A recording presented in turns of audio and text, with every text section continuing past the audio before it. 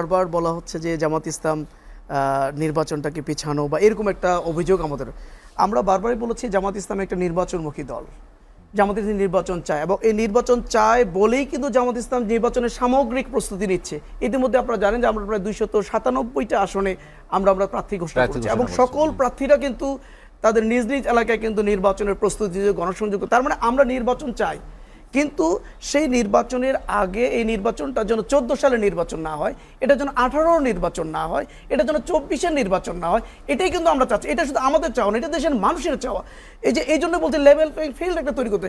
আজকে যদি বলে লেভেল প্লেইং ফিল্ড আছে, তাহলে দেখেন কেউ যখন বলে যে আমরা চাইলে 10 মিনিটের ভিতরেই এই সরকারের পদত্যাগ ঘটাতে পারবো, কেউ যখন বলে আমরা পেশাব করলেই সব ভেসে যাবে, কেউ যখন বলে যদি তফসিল ঘোষণা না করা হয় আমরা নিজেরাই তফসিল ঘোষণা করে দিব, কেউ যখন বলে যে আমাকে শপথ না দিলে আমি নিজেই শপথ নিয়ে বসে যাব, তখন কি আসলেই মনে হয় যে আসলেই একটা লেভেল প্লেইং ফিল্ড আছে, একটা নিরপেক্ষ নির্বাচনের পরিবেশ তৈরি আছে? এরপরে আমরা বলেছি এটা একটা দাবি। 2 নম্বর হলো আমরা বলেছি সংস্কার হতে হবে। আমি একটা প্রশ্ন করি আপনাকে, লেভেল প্লেইং ফিল্ড বলতে আপনি কি বুঝান? এরপরে হলো সংস্কার। আজকে মানে রাষ্ট্রের সমস্ত সাংবিধানিক প্রতিষ্ঠানগুলো ধ্বংস হয়ে গেছে, এগুলোর একটা রিফর্ম না করে আপনি কিভাবে নির্বাচনের দিকে? এরপরে দেখেন বিচার প্রক্রিয়াটা এখনো, যারা এই 15 বছরে যারা গণহত্যা চালালো, যারা পাখির মতো গুলি করে জুলাই অভ্যুত্থানে যারা ছাত্র জনতাকে হত্যা করলো, তাদের বিচারটা এখনো একটা পর্যায়ে যায়নি।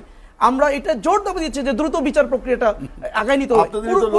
পুরোপুরি সম্ভব না, কিন্তু একটা দৃশ্যমান হতে হবে। দেশের মানুষ চাচ্ছে বিচার। আজকে দেখেন শহীদ ফ্যামিলিগুলো নিয়ে প্রোগ্রাম করেন, আহতদের নিয়ে প্রোগ্রাম করেন, তাদের একটাই দাবি যে আমরা তো জীবন দিয়েছি শুধুমাত্র একটা রাষ্ট্রের মানে ক্ষমতার পালাবদলের জন্য, আমরা জীবন দিয়েছি একটা নতুন রাজনৈতিক বন্দোবস্তের জন্য, একটা সুন্দর নির্বাচনের জন্য।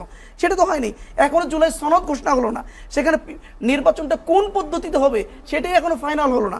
যেখানে প্রবাসীদের ভোট দীর্ঘ, ওনারাও তো একসময় ক্ষমতায় ছিলেন, কেউ তো প্রবাসীদের প্রায় 1,20,00,000 মানুষের ভোট, তাদের ভোটাধিকার প্রয়োগের ব্যাপারে কেউ কথা বলে নাই।